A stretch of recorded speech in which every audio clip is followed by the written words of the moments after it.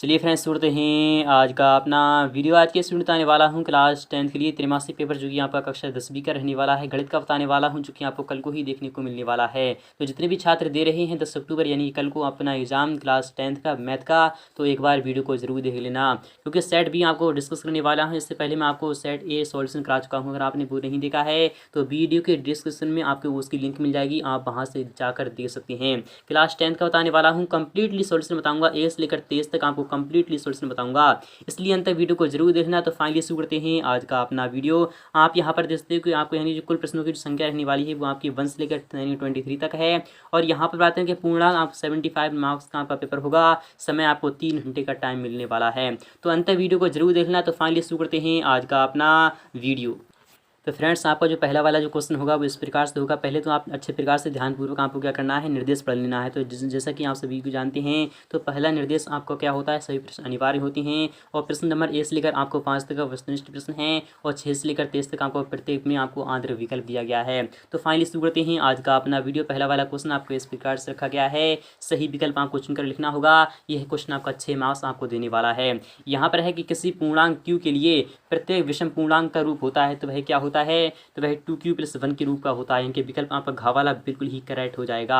यहाँ पर सेकंड की बात करें कि 96 और 404 का एचसीएफ जो होता है वो कितना होता है, तो हम जानते हैं 96 और 404 यानी 4 का जो एचसीएफ होगा वो कितना होगा, 4 होगा। वो किस प्रकार से होगा मैं आपको सॉल्यूशन भी दिखा दे रहा हूँ आपको, ताकि कोई भी कन्फ्यूजन ना रहे। तो सबसे पहले तो आपको 96 क्या करना है, अभाज्य गुणनखंड करना है। जब हम इससे 2 से काटते हैं तो आपका क्या बचता है, तो आपका 48 बचता है। फिर जब हम 2 से काटते हैं तो आपका बचता है 24 बचता है, इनकी आधा आपको करते जाना है। फिर इसके बाद जब हम 2 से काटते हैं तो आपका 12 बचता है।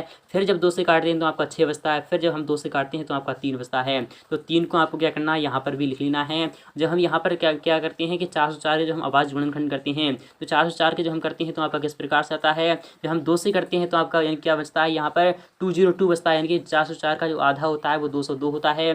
फिर हम जब 2 से करते हैं तो आपका कितना बचता है, तो 101 यानी कि आपका 101 बचता है। फिर 101 आपको सिंपली एज इट इज़ यही लिख देना है। यहाँ पर 2 दूना 4 यानी कि 4 यहाँ पर कॉमन आ रहा है, यहाँ पर और यहाँ पर दोनों जगह आपको 4 मिल रहे हैं, इसलिए जो आपका एचसीएफ हो जाएगा, कॉमन पार्ट जो होता है वही आपका एचसीएफ होता है। क्या होता है, एचसीएफ जो है आपको यहाँ पर 4 मिल रहा है। आपका विकल्प यहाँ पर खा वाला बिल्कुल ही सही हो जाएगा। यहाँ पर क्वेश्चन नंबर 3 की बात करें कि द्विघात बहुपद में बहुपद की घात कितनी होती है, तो हम जानते हैं जब द्विघात बहुपद है या फिर जब त्रिघात बहुपद होता है, जब उसकी घात 3 होती है और रैखिक बहुपद की 1 होती है, इसी प्रकार से द्विघात बहुपद की घात सदैव 2 की इक्वल होती है। यानी जितने घात होती हैं उतने ही उसके क्या होते हैं, बहुपद होते हैं। तो आपका विकल्प क्या आ जाएगा, तो खा वाला ऑप्शन आपका बिल्कुल ही सही हो जाएगा। तो आई होप आपको समझ में आ रहा होगा। यहाँ पर बात करें नेक्स्ट वाले क्वेश्चन की, तो वो भी देख लीजिएगा। तो फ्रेंड्स, आपके सामने आ चुका है क्वेश्चन 4 भी आपका काफ़ी ही महत्वपूर्ण रहने वाला है। यहाँ पर क्वेश्चन 4 क्या कह रहा है, किसी द्विघात समीकरण ax² + c = 0 के लिए विविधकर का मान यदि शून्य हो जाए तो द्विघात समीकरण के जो मूल होते हैं क्या वे 2 भिन्न वास्तविक मूल होते हैं, 2 बराबर वास्तविक मूल होते हैं, या फिर कोई वास्तविक मूल नहीं होता है, या फिर इनमें से कोई नहीं होता है। जब मान ही शून्य हो जाता है तो 2 बराबर वास्तविक मूल प्राप्त होते हैं। यानी कि विकल्प आपका खा वाला बिल्कुल ही सटीक और सही उत्तर हो जाएगा। 5वें क्वेश्चन की बात करें, एक्स अक्ष से आपको बिंदु पी की निर्देशांक है 2,3 की जो दूरी होगी वो एक्स अक्ष से कितनी हो जाएगी, तो वो कितनी हो जाएगी, यहाँ पर 2,3 है, इसलिए एक्स अक्ष से जो दूरी होती है भुज का जो मान होता है वही एक्स अक्ष से दूरी होती है। विकल्प आपका जो हो जाएगा वो आपका विकल्प का वाला बिल्कुल ही सही हो जाएगा।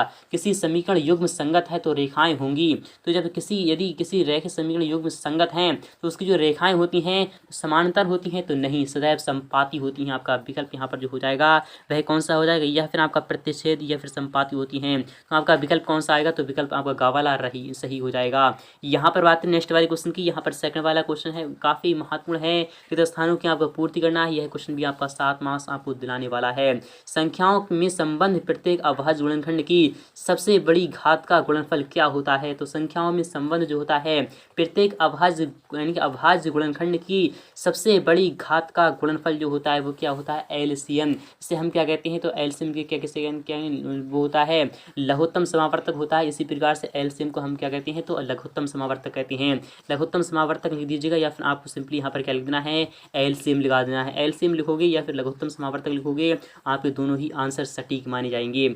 नेक्स्ट की बात है, नेक्स्ट वाले भी क्वेश्चन आपका इंपॉर्टेंट रखा गया है। तो पहले वाली में तो आपका क्या आ चुका है, तो एलसीएम इनकी लघुत्तम समावर्तक आ चुका है। पहले वाली में आपका एलसीएम आ जाएगा। यहाँ पर बात है नेक्स्ट वाली क्वेश्चन की, दो बहुपदों का जो योग होता है वो सदैव बहुपद ही होता है। क्या होता है? सदैव बहुपद ही होता है। जिस प्रकार दो परिमेय संख्याओं का योग सदैव परिमेय संख्या होती है, दो अपरिमेय संख्याओं और एक परिमेय संख्या या फिर एक अपरिमेय संख्या का क्या होता है? अपरिमेय संख्या होता है। उसी प्रकार से दो बहुपदों का योग सदैव बहुपद ही होता है।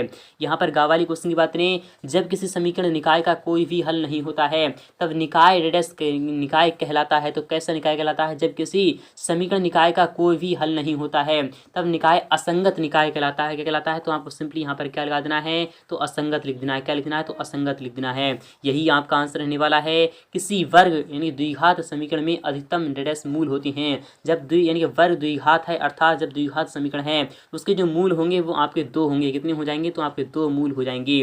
नेक्स्ट की बात है यहाँ पर डा वाला क्वेश्चन जो आपका है वो इंपॉर्टेंट है। कोई तीन राशियां समांतर श्रेणी में हों तो मध्य वाली राशि शेष दो राशियों का क्या होता है? तो समांतर होता है। क्या होता है? समांतर होता है। ये क्या होता है? तो समांतर क्या होता है? तो आपको सिंपली आपको क्या लिखना है? आपको सिंपली यहाँ पर लिखना है समांतर लिखना है। क्या लिखना है? समांतर लिख देना है। क्या लिखना है? समांतर लिख देना है।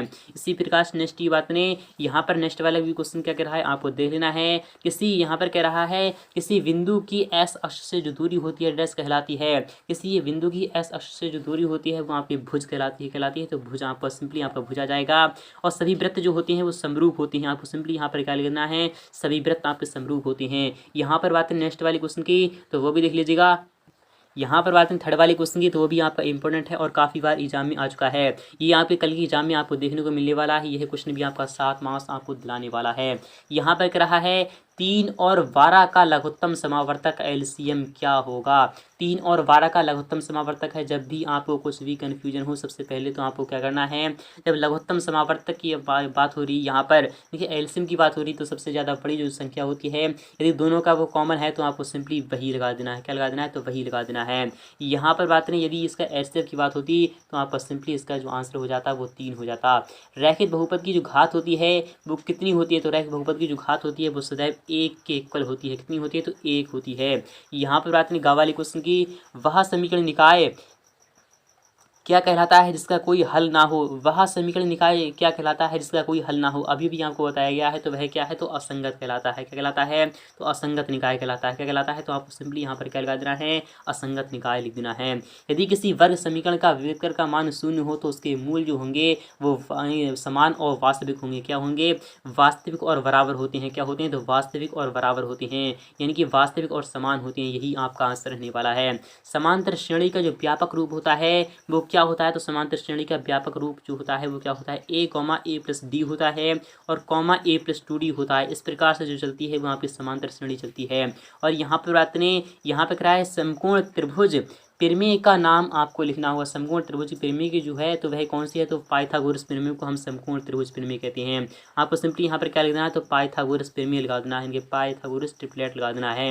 आपको सिंपली यहाँ पर क्या लगा देना है? पाइथागोरस इनके थ्योरम लगा देना है। आपको सिंपली यहाँ पर क्या लिखना है? तो पाइथागोरस इनके पाइथा, फिर उसके बाद आपको लिखना है गोरस, फिर उसके बाद आपको लिखना है प्रमेय लिख देना है। यही आपका आंसर रहने वाला है। यहाँ पर बात करें नेक्स्ट वाली क्वेश्चन की, यहाँ पर क्या है? मूल बिंदु से बिंदु एस वाई के बीच की जो दूरी होती है तो वो क्या होती है? एस वाई मूल बिंदु, यानी कि मूल बिंदु की बात हो रही है यहाँ पर, उसके आपका आ जाएगा रूट में s² प्लस का y² हो जाएगा। यही आपका आंसर रहने वाला है। तो आई होप ये भी यहाँ पे समझ में आ चुका होगा।